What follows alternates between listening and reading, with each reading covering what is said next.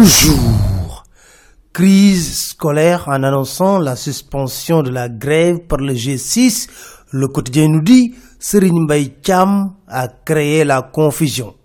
C'est l'imbroglio autour de la fin de la grève. Pour enquête, Serigne Mbaye Thiam a créé l'effet contraire.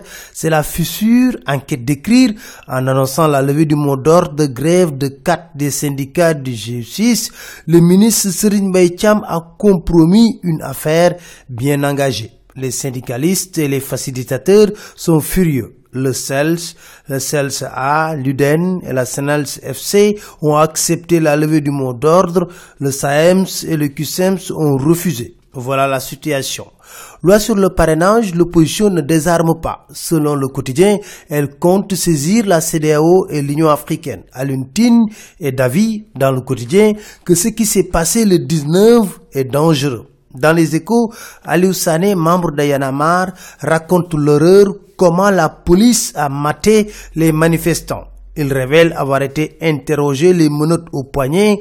Certains arrêtés, jetés dans les cellules, étaient dépouillés de tous leurs vêtements et ne leur restait qu'un caleçon. Il soutient que Fadel Barro était l'homme que la police cherchait. Abdoul Mbaye, qui avait annoncé la mort d'un manifestant, déclare dans l'Observateur « J'ai l'impression d'avoir été piégé ». Macky, après avoir jubilé en France où de loin il observait la situation, a lancé un appel au dialogue. Pour l'opposition et la société civile, écrit enquête, c'est de la supercherie. Pas si faux, car l'Observateur, qui trace la trajectoire de Macky, parle d'un génie politique longtemps sous-estimé. En réalité, il est Machiavel. Un point, c'est tout. Et ses alliés l'encouragent dans sa méthode. Dans l'As, Nicolas Ndiaye de la LD déclare « Macky Sall ne rendra pas compte aux chefs religieux, mais au peuple. Donc, il ne doit pas écouter les chefs religieux qui avaient demandé de surseoir au vote de la loi sur le parrainage. » Dans les Échos,